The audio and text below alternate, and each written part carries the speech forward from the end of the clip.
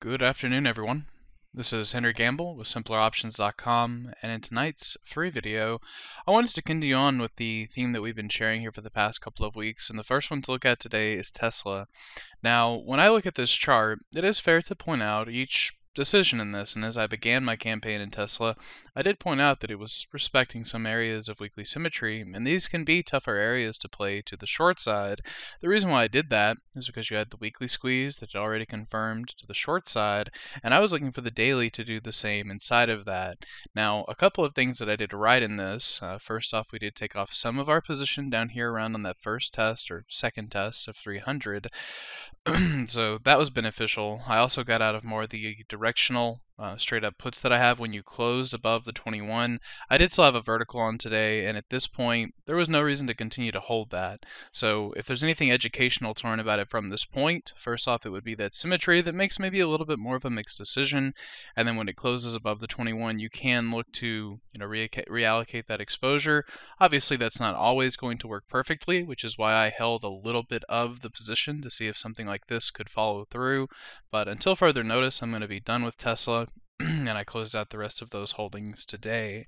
Two of the other names that I'd been working on was Philip Morris, and that trade worked out perfectly, and we flattened that one out. And then we also have MPC, which is the third of those three that I've been keeping track of with you. I think you know exactly what the plan is if you've been following along in this series, and MPC still looks great.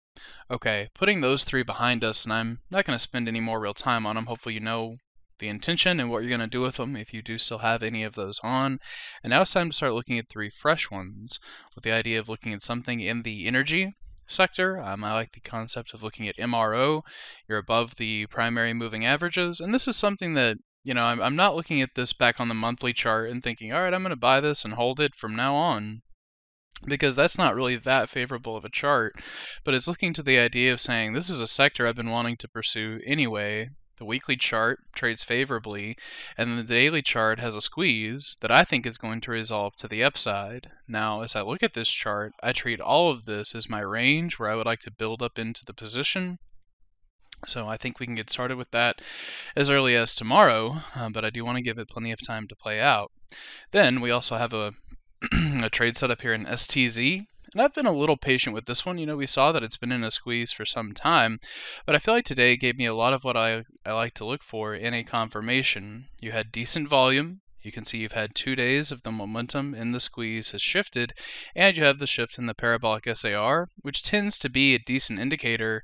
Granted, this last one was off of earnings, but I just look for situations where when that signal does reverse, that it doesn't go back and forth and back and forth. You can see that you got the buy here, and that lasted all the way up into 217. So in the same way, that has shifted here, and I think that's something that we can start pursuing, for your general swing trade to the long side, and then also starting to consider that earnings series as well. And then the last one I want to look at, very common, with Microsoft. And this is an interesting example because it's not the cleanest squeeze I have ever seen, but I think it's interesting when you have a squeeze that fires to the short side, and that is relatively short-lived. Obviously that was a pretty serious flush, but then you come down just shy of the 50-day moving average, go back into a squeeze with momentum rolling higher. So even though it's not the cleanest signal, I think you can look to sell the 85 puts that expired this Friday, next Friday, and then maybe even go a little bit further out with the purchase of some calls. So I hope that's helpful, gives you some fresh places to be looking for exposure this week, and we'll follow up on these three names in the next free video.